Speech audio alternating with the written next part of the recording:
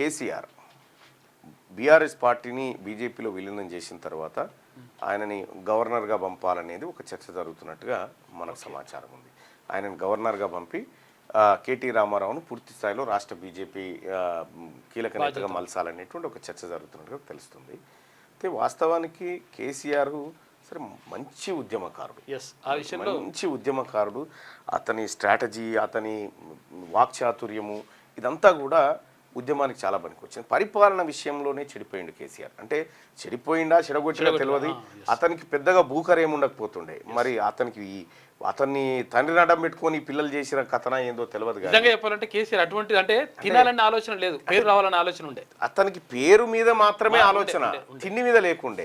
అతన్ని చెడగొట్టిరు, ఈ కొడుకు బిడ్డ కలిసి చెడగొట్టినట్టు అనిపిస్తా ఉంది. వాస్తవానికి కేసీఆర్ ప్రసంగం, కేసీఆర్ చెప్పాలనుకున్నటువంటి విషయం, కేసీఆర్ ఏదైతే దేనైతే డిస్టర్బ్ చేయాలనుకుంటాడో దాన్ని స్పష్టంగా డిస్టర్బ్ చేస్తారు. ఆ విషయంలో కేసీఆర్ ఆయన వ్యక్తిగతంలో విషయంలో అంటే ఆయన ఉద్యమకారుడుగా 100% 100 మార్కులు వేయచ్చు. ఎందుకంటే వ్యూహాలను రచించడంలో ఆయన దిట్ట. కానీ అటువంటి నాయకుణ్ణి కొడుకు బిడ్డ అల్లుడు కలిసి మొత్తం సర్వనాశనం చేసి తెలంగాణ రాష్ట్రానికి ఒక గొప్ప పేరు ప్రఖ్యాతులు తీసుకురాగల ఆలోచన కేసీఆర్కు ఉన్నప్పటికీ ఈ పోరగాలే జడగొట్టినట్టు అనిపిస్తూ ఉంది. ఇప్పుడు పార్టీని విలీనం చేస్తే సో కేసీఆర్ నిజంగా వాస్తవానికి కూడా తను ఈ పార్టీని నిర్మించుకుంటూ చాలా కష్టపడు. పార్టీ పెట్టిన తర్వాత ఈ పోరగాళ్ళతో జొరబడి దాన్ని డిస్టర్బ్ చేసిరు. కానీ లేకపోతే మాత్రం కేసీఆర్ చాలా మంచి నాయకుడే. కేసీఆర్ ఆలోచనలో ఎప్పుడు కూడా ఈ చిల్లర పనులు చేయాలని లేకుండే.